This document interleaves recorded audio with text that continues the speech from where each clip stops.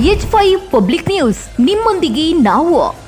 ಚಿಕ್ಕಬಳ್ಳಾಪುರ ಜಿಲ್ಲೆಯ ಗುಡಿಬಂಡೆ ತಾಲೂಕಿನ ಹಿರೇನಾಗವಳ್ಳಿ ಬೆಟ್ಟದಲ್ಲಿ ಮತ್ತೆ ಭಾರಿ ಬ್ಲಾಸ್ಟಿಂಗ್ ನಡೆಯುತ್ತಿದೆ ಎಂದು ಸ್ಥಳೀಯರು ಆರೋಪಿಸಿದ್ದಾರೆ. ಸಂಜೆಯಾಗುತ್ತಿದ್ದಂತೆ ಬ್ಲಾಸ್ಟಿಂಗ್ನಿಂದ ಉಂಟಾಗುವ ದಟ್ಟವಾದ ಧೂಳು ಹಿರೇನಾಗವಳ್ಳಿ, ಅದಿರಗಾರಹಳ್ಳಿ, ಚಿಕ್ಕನಾಗವಳ್ಳಿ, ತಿಲಕುಂಟಹಳ್ಳಿ ಹಾಗೂ ಮಾದನಾಯಕನಹಳ್ಳಿ ಸೇರಿದಂತೆ 16 ಗ್ರಾಮಗಳಿಗೆ ವ್ಯಾಪಿಸುತ್ತಿದೆ.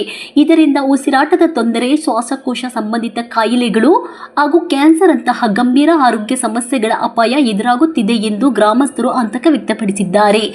2021ರಲ್ಲಿ ಇದೇ ಪ್ರದೇಶದಲ್ಲಿ ಸಂಭವಿಸಿದ ಜಿಲೆಟಿನ್ ಸ್ಫೋಟದಲ್ಲಿ 6 ಮಂದಿ ಮೃತಪಟ್ಟ ಘಟನೆ ಇಡೀ ದೇಶದ ಗಮನ ಸೆಳೆದಿತ್ತು. ಇಷ್ಟೊಂದು ದುರಂತ ಸಂಭವಿಸಿದರೂ ಈಗಲೂ ನಿಯಮಬಾಹಿರವಾಗಿ ಬ್ಲಾಸ್ಟಿಂಗ್ ನಡೆಯುತ್ತಿದೆ ಎಂದು ಸಾರ್ವಜನಿಕರು ಆರೋಪಿಸಿದ್ದಾರೆ. ಸ್ಥಳೀಯರ ಪ್ರಕಾರ ಬೋರ್ವೆಲ್ ಡ್ರಿಲ್ಲಿಂಗ್ ಮೂಲಕ 100 ಅಡಿ ಆಳದಲ್ಲಿ ಸ್ಫೋಟಕಗಳನ್ನು ಬಳಸಿ ಬ್ಲಾಸ್ಟಿಂಗ್ ನಡೆಸಲಾಗುತ್ತಿದೆ.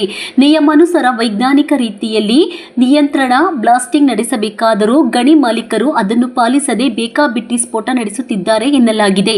ಬ್ಲಾಸ್ಟಿಂಗ್ ಬಳಿಕ ಮುಗಿಲೆತ್ತರಕ್ಕೆ ಏಳುವ ಧೂಳಿನ ಮೋಡಗಳು ಸುತ್ತಮುತ್ತಲಿನ ಗ್ರಾಮಗಳನ್ನು ಆವರಿಸುತ್ತಿದ್ದು, ಭಾರೀ ಸ್ಫೋಟದ ಸದ್ದಿಗೆ ಮಕ್ಕಳು, ವೃದ್ಧರು ಹಾಗೂ ಮೂಕ ಪ್ರಾಣಿಗಳು ಬೆಚ್ಚಿ ಬೀಳುತ್ತಿದ್ದಾರೆ. ಭಯದಿಂದ ಅನೇಕರು ಮನೆಗಳಿಂದ ಹೊರಬರಲು ಹೆದರುತ್ತಿದ್ದಾರೆ ಎಂದು ಸ್ಥಳೀಯರು ತಿಳಿಸಿದ್ದಾರೆ. ಇಂದಿನ ವರ್ಷಗಳಲ್ಲಿ ಗಣಿ ಪ್ರದೇಶಗಳಲ್ಲಿ ಸಂಭವಿಸಿದ ವಿವಿಧ ಸ್ಫೋಟ ಅವಘಡಗಳಲ್ಲಿ ಹಲವಾರು ಮೃತಪಟ್ಟಿದ್ದರೂ ಸಂಬಂಧಪಟ್ಟ ಅಧಿಕಾರಿಗಳು ಎಚ್ಚೆತ್ತುಕೊಂಡಿಲ್ಲ ಎಂದು ಆರೋಪವೂ ಕೇಳಿಬಂದಿದೆ. ಗಣಿ ಮತ್ತು ಭೂ ವಿಜ್ಞಾನ ಇಲಾಖೆ ಅಧಿಕಾರಿಗಳು ಗಣಿ ಮಾಲೀಕರೊಂದಿಗೆ ಶಾಮೀಲಾಗಿದ್ದಾರೆ ಎಂಬ ಅನುಮಾನ ವ್ಯಕ್ತಪಡಿಸಿರುವ ಸ್ಥಳೀಯರು ಈ ಕುರಿತು ಚಿಕ್ಕಬಳ್ಳಾಪುರ ಜಿಲ್ಲಾಧಿಕಾರಿ ಹಾಗೂ ಗಣಿ ಮತ್ತು ಭೂ ವಿಜ್ಞಾನ ಇಲಾಖೆಗೆ ಹಲವು ಬಾರಿ ದೂರು ಸಲ್ಲಿಸಿದರೂ ಯಾವುದೇ ಕ್ರಮ ಕೈಗೊಂಡಿಲ್ಲ ಎಂದು ದೂರಿದ್ದಾರೆ. ಅಕ್ರಮ ಬ್ಲಾಸ್ಟಿಂಗ್ ಅನ್ನು ತಕ್ಷಣ ನಿಲ್ಲಿಸಿ ನಿಯಮ ಉಲ್ಲಂಘಿಸಿರುವವರ ವಿರುದ್ಧ ಕಠಿಣ ಕಾನೂನು ಕ್ರಮ ಜರುಗಿಸಬೇಕು ಎಂದು ಗ್ರಾಮಸ್ಥರು ಒತ್ತಾಯಿಸಿದ್ದಾರೆ. ವರದಿ ಸತೀಶ್ ಬಾಬು, ಎ, ಗುಡಿಬಂಡೆ ತಾಲೂಕು.